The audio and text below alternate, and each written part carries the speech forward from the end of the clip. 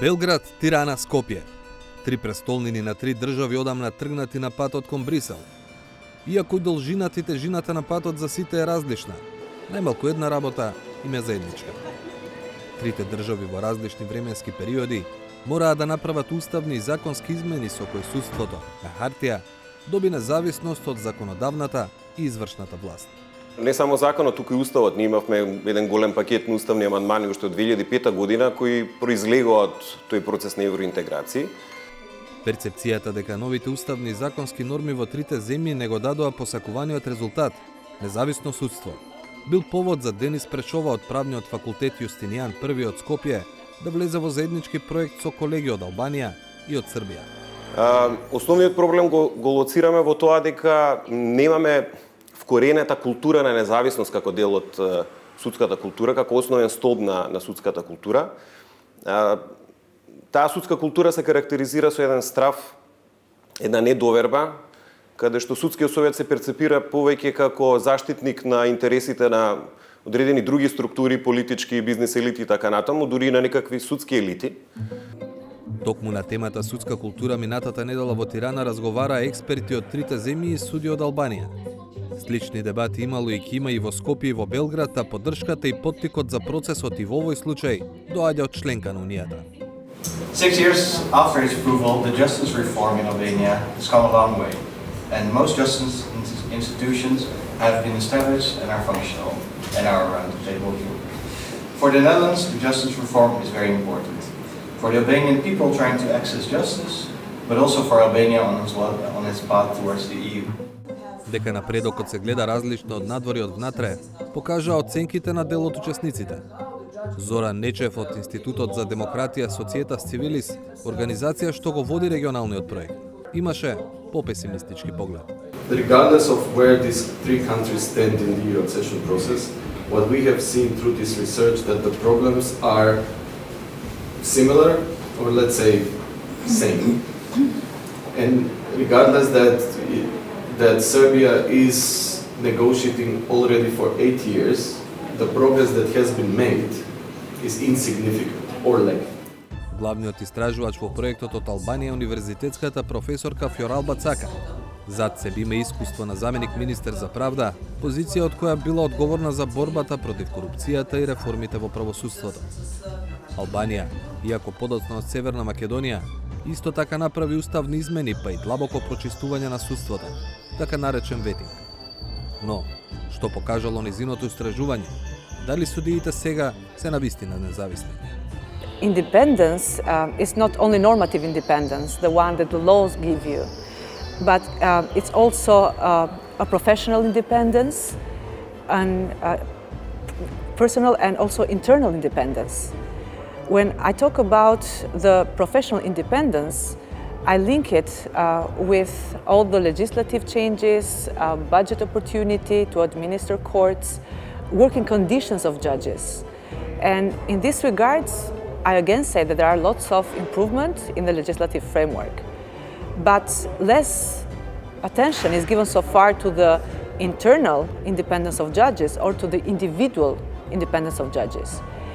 А индивидуалната независност, според Цака, не се решава со закон или реформа, туку се работа на вкоренетите традиции и личните вредности.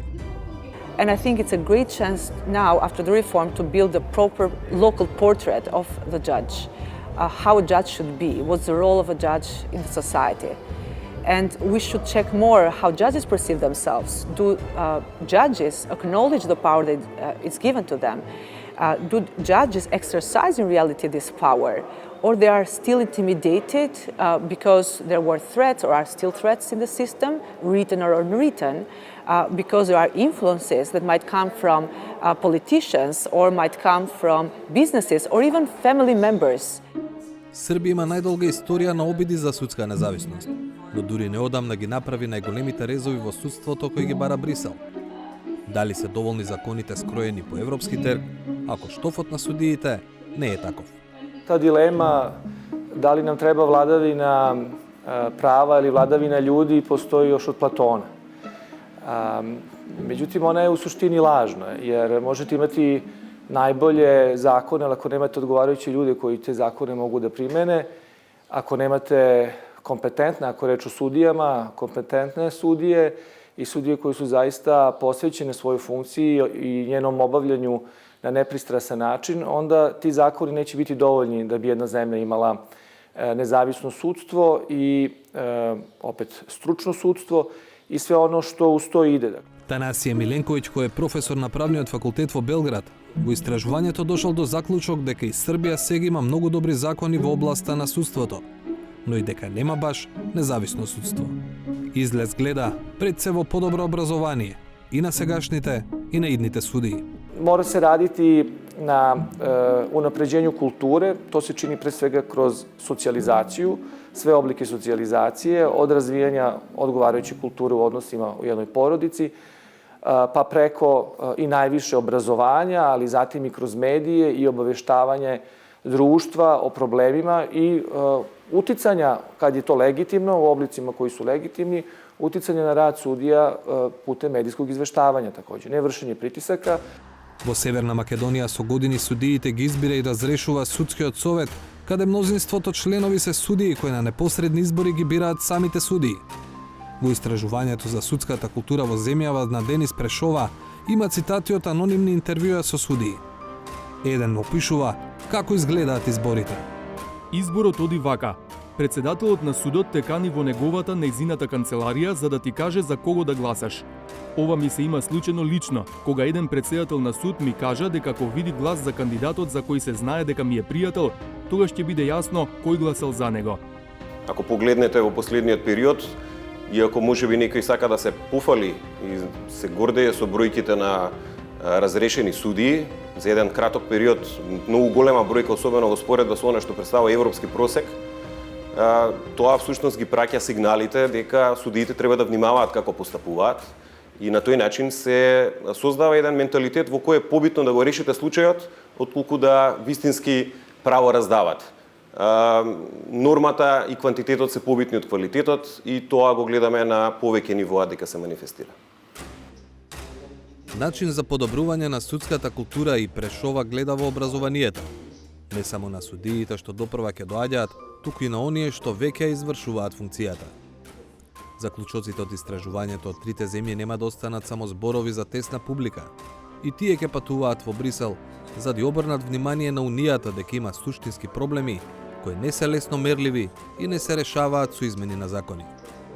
На крај, како што каже и холандскиот заменик амбасадор, целта на реформите не е само да се остварат задачите на патот кон Брисел, туку да гарантираат дека секој граѓанин треба да очекува и да добие независна и неселективна правда.